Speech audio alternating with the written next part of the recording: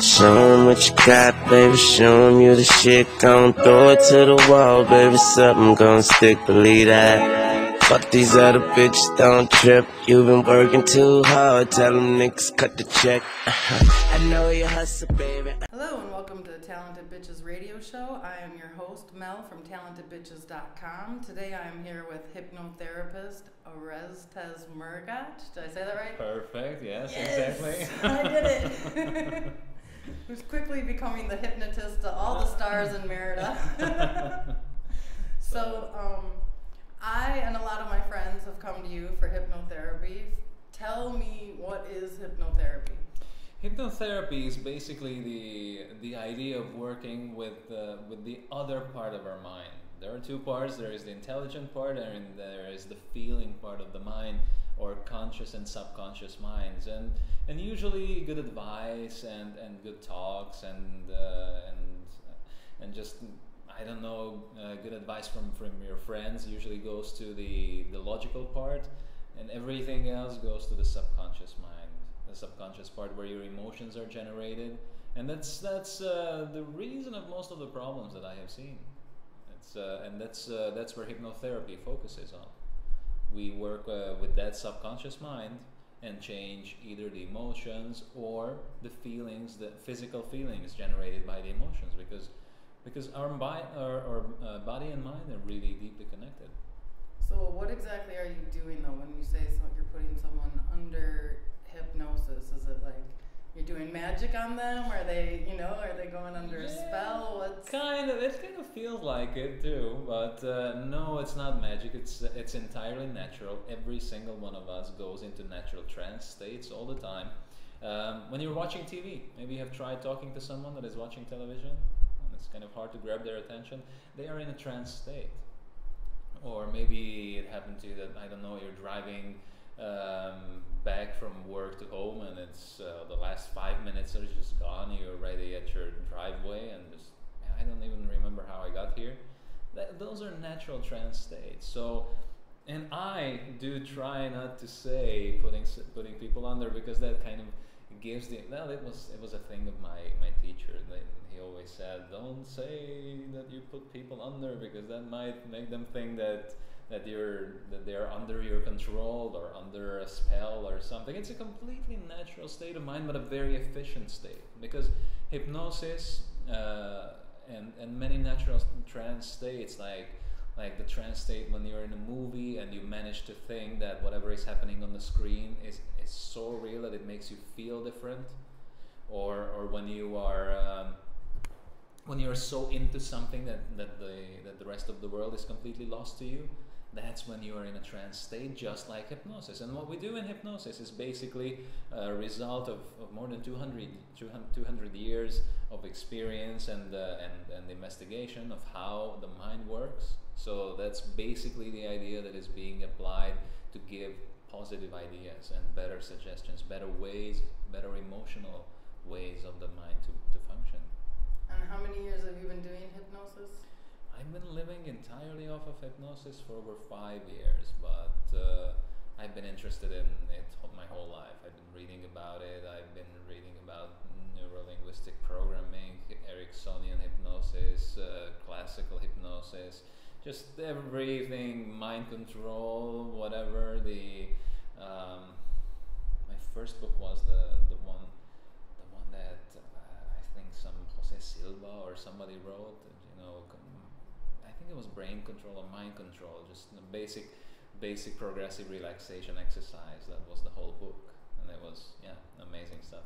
Now, where are you from again? From Hungary. You're from Hungary, and then how did you end up in Merida, Mexico? Well, the original idea was to work in a place where I would be able to learn Spanish, because I already spoke English, because I lived in the States for over a year. So with a friend, we decided to go to the Dominican Republic and find a work in a hotel where we thought it was going to be easy, and it was not.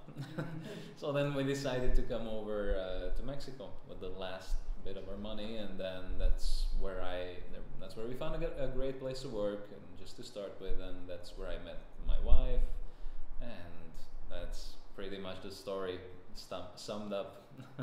Is that very where you quickly. found your hypnosis teacher, or when did you start studying formally being trained for hypnosis? It was about a little over 5 years. That's when I started getting formal certifications, formal training. Yeah. And that was here in Mexico? Or? Yes, that was here in Mexico. Well, I have participated in some courses online. I have also traveled, so that's where I got most of my formal training. But as I said, hypnosis is such a field that there are completely every day new discoveries are being made, and as the mind is just so particular, every single client is different. That's one of the most amazing things, is that you can never stop learning about hypnosis. To the day, I still participate on forums. I still read everything that I can get my hands on. I'm just going this September to a new course that I will be in Amsterdam, because it just never stops. There's so many things going on in the mind, so many ways, so many new things that you can learn. Emotional freedom technique, just I don't know, everything that just comes up. It's so fascinating, and so many angles to look at the mind. Do you think that anybody can be hypnotized, or do you think there's people who can't be? Anybody can be hypnotized. The thing is, not everybody is in the right mindset every moment. So if the question is that if I have people that do not go under, very rarely, yes, I do. It's people that are not ready, or they do not sincerely want to get rid of their problems. When would that happen? When I get some teenage kids that their parents bring them, just dragging them by their earlobe and say, yeah, change him, or fix my kid and make him be like I don't know, like the way I want them to. And even in those cases, when we, after the parent leaves, and I talk to the kids, and if we find a way, we find a common point that say, okay, yes, I do want to feel a little more self-esteem, I do want to feel better, then yes, we go ahead and we work on that. Do you think that sometimes it's people are maybe resisting because they don't want to give up control? Control is basically an illusion. Anybody that ends up in my office is basically here because they are not really controlling their lives. So if you need to go to someone to help you, that means that you're already no longer in full control of your life. That means that you're doing things that you don't want to do. That there is a part of your life that is just not necessarily out of control, but it drives you towards things that you don't really want in your life. So yes, in that way, yes, but yes, there are people that if they have fears, it's very important, because what we do is every time that I meet a new person, we talk for almost an extra hour that is just completely dedicated to clearing up doubts, eliminating misconceptions, because there are so many.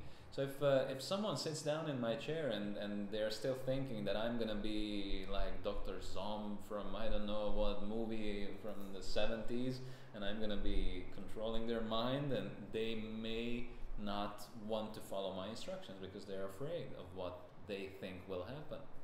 It will not happen, obviously, but if they are not doing what I ask them to do, because I would, if I tell you, close your eyes and imagine yourself in a relaxing place, if instead of that you focus your attention on, oh my God, what is going to happen? What is it going to do to me?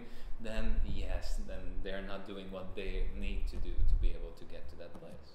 So in that case, it's a yes.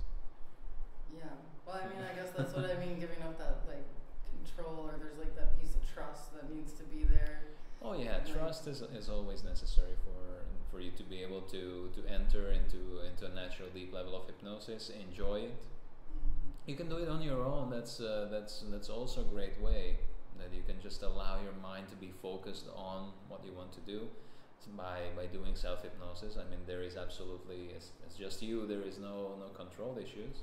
The only problem is that that in those cases it needs to be, when it's a person-to-person therapy, then I can switch my delivery. I can go faster if that's what you need. I can go slower if that's what you need. I can go a little more paternal, more decided, or just a little more maternal and soft and letting go, depending on whatever is needed for the person.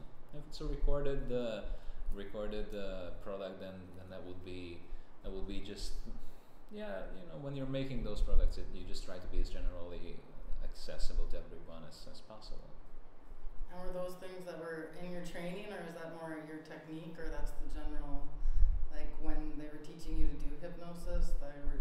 Oh, the way that you adapt to every single person? That, yes, it was something that I think came more with experience on just how to deal with people, how to adapt your delivery style to every person. It is something that comes a little bit more with experience on just how you reach out to every person from the very beginning. Well, like what you do and what, say, a stage hypnotist does is very different. Oh yeah, definitely. Why are they able to make people cluck like chickens and like do silly dances and like what's going on there? Do you know? Like. Yes, I in fact I know very well. What happens is if someone gets on the stage of a stage hypnosis show, there is always a certain agreement. My teacher always said you have to establish a hypnotic contract. They said it's not a paper that you need to write. It's basically an agreement that says from one side, I'm going to follow your instructions, and on the other side, I am going to guide you with all my knowledge and you will be safe. And that's basically the contract that exists in any hypnotic interaction. In a stage hypnosis setting, what happens is the person that comes out, the stage hypnotist, must entertain a crowd with 15 empty chairs and his mind and his knowledge. So first of all, he needs to build rapport with the people that are out in the audience and gain the trust of some people that will, when he calls for volunteers, come up on the stage and follow his instructions. That already is a requirement, that they are volunteers. They're not being dragged up by their ears. They are volunteers. They're coming up on their own accord. That already states many things. They say, I have a little bit of exhibitionism. I don't have any problem with doing a couple of silly things on stage. It says they already know that it's a stage hypnosis show, so they know that there may be some things, and okay, that's fine. With them walking up on the stage, it already says that they are okay with that. And then what follows is a hypnotic induction. In that induction, the stage hypnotist really cannot afford the luxury of just spending half an hour with one of the volunteers if that's what they need. So he just weeds out everybody that is just not following just like this very quickly, very rapidly everything that he says. So basically he's left with the people that are in the best disposition, that are just following every single instruction, that have no problem. Probably they are the people that would be the first ones to stand up in a party and start dancing. Probably they are the ones that are they just like fun, or they're just very interested in just getting rid of their regular constraints of how their life's supposed to be. Because in a stage hypnosis show, you always have the wonderful, what would that be? Just a wonderful excuse that you can say, he made me do it, I didn't want to, I was hypnotized. But in fact, it's always it requires the participation of the volunteers. Because if there is none, then there is no show. So, and yes, from once they allow themselves to be guided into that deep state, it's a different mindset. What happens is that they just stop caring. So they just don't care if they look silly, clucking like a chicken or barking like a dog. Although I kind of resent those kinds of shows, because they don't really appreciate that level of trust that is required for hypnotic interaction. So I think a good hypnosis show, when it's delivered with respect, it's one of the best entertainments that is inspiring, that is thought provoking. Because if you see someone on stage, if you see the shyest person, they tell him you're Elvis Presley or you're Michael Jackson, and that the shyest person just goes out and starts to dance and sing in front of 300 people. That to me shows the amazing powers of the mind. It doesn't matter how you put it. It's that person that would never think himself to be able to do that can in fact go ahead and do it. That already shows just how amazing the mind can be. And again, some things that are just plain not done anymore. The pain control proves when they just remove the pain from the hand and they just pinch it with something. That is just that is just way too dangerous now. Nobody does that. But in the old days they used to do it, and our minds didn't change that much. So that has amazing applications in the medical field. Or my favorite example is when in a stage hypnosis show they would tell someone, your feet are stuck to the floor. And I always think of my clients as they're here and somebody in their lives, their experiences, their I don't know, their drugs, their alcohol, their cigarettes, their casinos, whatever, made them think that their feet are stuck to the floor. And all I have to do is just tell them, stand up and walk. No, that is just, it's not my power. It's the power of their own minds, and it's really, really amazing. Well, we kind of were talking about this before I turned the recorder on, but my friends all know that I did come to you to try to quit smoking, and in 5 days I crashed and burned. Because I only gave you one chance. I only gave you one chance, to be fair. But some theories of why I might have failed, and you can repeat things that we had said earlier. Well, what I think is that most compulsive behaviors have to do with emotions that are tied to them. So most of the time, when I detect that there is strong anxiety, when it is not just a habit. Because if it's just a habit and the person says, hey, I'm so fed up with this, I just want to get rid of it, then yes, even one session is enough. Although I almost never do just one session, I always make sure that in the next couple of days I see the person again, just in case something like that happens. But I think in your case I didn't have any spaces just to program you in 3-4 days, I think. Yeah, you were full. So. Yeah. So, well, what happens is I should have started with the emotional background of what was going on, because that's the way I felt that it was more of one of these outlets to the end to whatever was going inside you. And I think it would have been better to start with those things. And once we have a strong base, then we should have.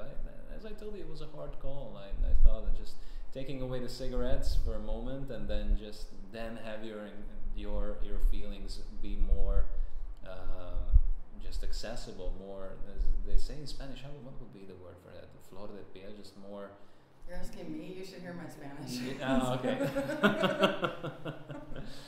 Yeah, so it's just more, I don't know, more accessible, more present, more up on the surface. I just think you're trying to undo a habit of like almost 2 packs a day at that point. Not anymore, because I told you I'm trying something new. But that I've had for over 20 years. I mean, I think it's kind of a tall order to walk into your office and be like, here's 2 hours, dude. You can take care of this, right? Well, I do it all the time. What happens is that, in your case, it was we should have done it the other way, and I should have had the second session right away with it. That is more or less the time that it lasts, between 3 to 5 to 7 days. I cracked on the 5th day. Yeah, that's. I couldn't take it anymore. What happens is that all you needed was just either reinforcement for that to completely stop, or to start working on the anxiety. Because your anxiety never asked for cigarettes. it has always been asking for it to be heard. You know, and I don't know how many things we can go into, just but whatever reasons you have for that anxiety, it never asks for cigarettes. I mean, you had it before, and it never and it never went away. You're just basically just putting the lid on it with every cigarette. With a cigarette instead of the love or the compassion or whatever. Love for yourself, self-esteem. Yeah. No, because what I think, I always work on self-esteem for any kind of a problem. Yeah. First of all, because I can do it, and everybody can use a little more self-esteem. Yeah. Two, the basic idea, just the thing that you need 2 packs of cigarettes just to go through a regular day, it means that you're wrong there, because you have all the power, you have all the wit, you have all the intelligence, you have all the strength, you have all the experience, you have everything that you need just to be able to go through a natural, just a 24-hour day. You shouldn't think that you depend on something. For anything, but exactly. Yeah. Exactly. And I always say, I get people every time that they think that they depend on something to be able to work, to be able to focus, to be able to relax, to be able to be funny enough, to be able to be lovable enough. It may be their partners, it may be a bottle of whatever, it may be the cigarettes, it may be the drugs, it may be so many things. And it's just not true. I think self-esteem and self-love is the core to all of it. I mean, yes. If you really dig underneath everything that somebody does, because like I've even noticed, like even after I left here, and even though I cracked, it was like I still was like, okay, but I still care about myself, and I still want to fix this problem, and I still, came up with another plan to try to, move forward that way. So, and then like even just small things that I've noticed, like, you know what, doing this to myself doesn't feel that good, and I just think that like that's how, but I think that's true for anybody, like if you subconsciously are giving them the message that like whatever they're up against, you're just an okay person, it's like, it's so valuable, it can really change them, so I think maybe more, if I'm getting it right, what you're doing is you're putting them in a state that you can actually hit their core and say, like, build that up a little bit so that when they leave, and that I think did happen, like that for sure, I think happened. Good. So yeah, I wish we had more time. I know. Well, I'm gonna get rich, and then I'm gonna have everything: masseuses, hypnotherapy, whatever. Good. The yoga teacher, the cook. It's all in the works. Don't worry. But all right. Good. But so do you have any great stories? I mean, obviously we don't need clients' names, but are any stories of really great transformations through hypnotism or the way that it's. Yeah, I still remember 2 that were really amazing. They still happened at the time when I got really amazed of just the powers of the mind. There was a girl that came in. She wanted to lose weight, and whenever we just tried to uncover whatever emotional problems were there, we would just come up against something that she had in her hands, and I didn't even understand what it was. And then I asked her in hypnosis, because you can communicate in hypnosis, what is it that bothers you so much in your hands? And then she explained to me that whenever she would touch basically anything, their fingers would just become completely white, just like all the blood went out of it. And she's been to all sorts of doctors with it and everything, and she's done thousands of things just to get rid of it. And it was just really stressing her out that she didn't have an explanation even of what was happening. And at the last rounds, the doctors just said, it's an autoimmune something, never defining it. And then I said, well, okay, we're just gonna bump into this, so let's solve this. And that would be just very personal how we solved it, but it happened to be a lot of pent up anger that was from a long time. She was just be completely making a very strong fist of her hands, and that's how all the blood would go out. And for some reason, unconsciously, unexplainable, that just stuck in her body in a way that even to today it would still happen. So I was young and reckless, and I just solved it in that first session. Oh wow! So yeah, it was amazing. And then it was that when she came out of trance, it was priceless, because she was just looking at her hands, and just carefully she touched her fingertips and just keep looking at it, and then she started to cry. It was just amazing, because what used to happen did not happen this time. So that autoimmune incurable disease that went through I don't know how many doctors, it was just gone. Yeah. So you saw it heal. Yeah. Yeah. Yes. That was amazing. That was an amazing experience. Wow. Yeah.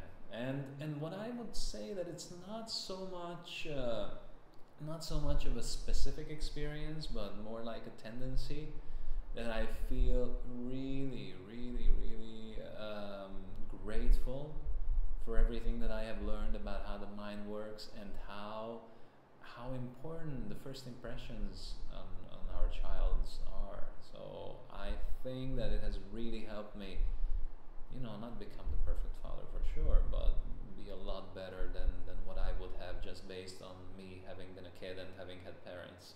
Yeah. And then think that I know everything. So it has really opened my mind, and it has really allowed me to become a better father, I think, to my kids, and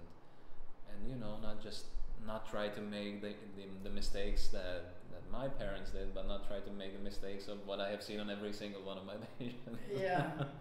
Well, I mean, you're learning the core of mental, emotional, energetic health. Yeah.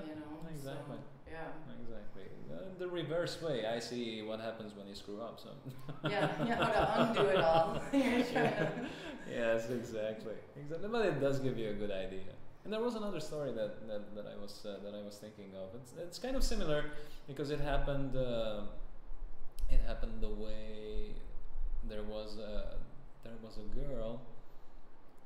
It was an interesting story, because she was bringing her mom, but the mother would not be able to enter hypnosis, because she was so stressed out that what would happen if her husband found out that she was here, that she was just plain not be able to focus on my instructions. She was so afraid that she was just kind of, I don't know what kind of lies they made up just to be able to bring the old lady, and she was just completely only thinking about that. So in about 10 minutes I said, okay, this is not happening right now.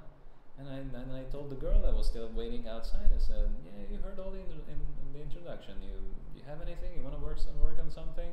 She said, yeah, I always had this weird headaches that, again, and don't take this as any disrespect to the medical field. It's just there are things that they just do not take into consideration anymore, the emotional part. So she would just have these headaches that would come every, I don't know how often.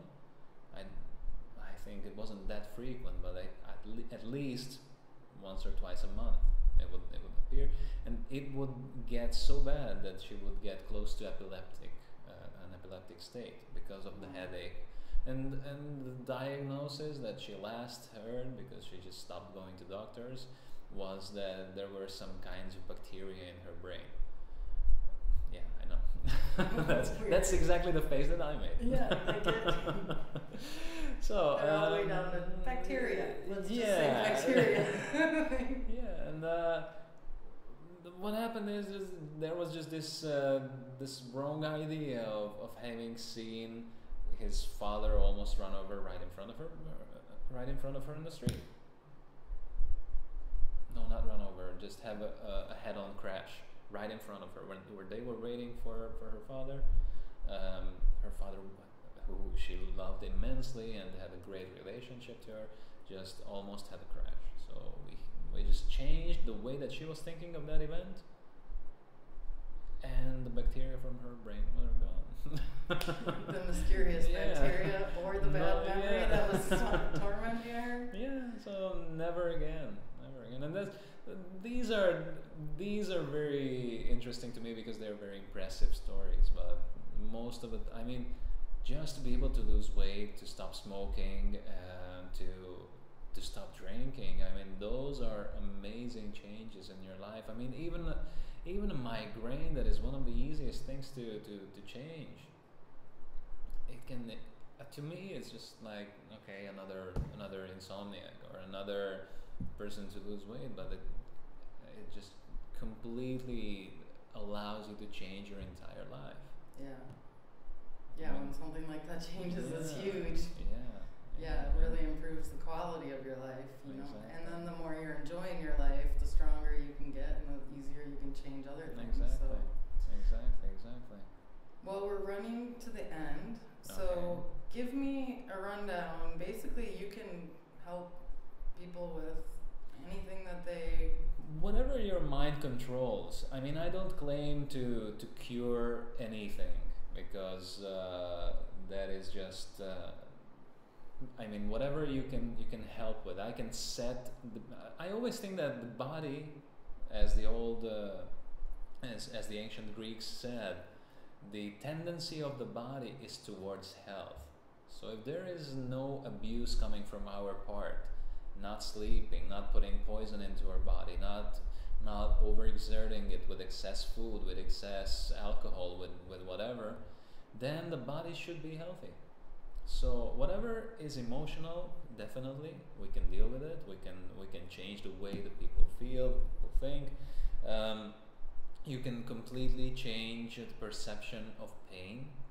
That is an amazing thing for sports people, for pain that's been going around. There is one of my patients that speaks English, that she had an amazing, completely reconstructed her whole ankle after 23 years. So you can change pain. You can I don't know. You can help. You can change habits. That's one of the important things. Addictions. Those are all emotional based. I have helped people with insomnia, with headaches, with fears, with phobias, with basically, yes, anything that is emotional, anything that is even physical stuff. I mean, even if you're obviously, if you're tense, if you're anxious, that's not going to help any recovery process, or it just makes it worse.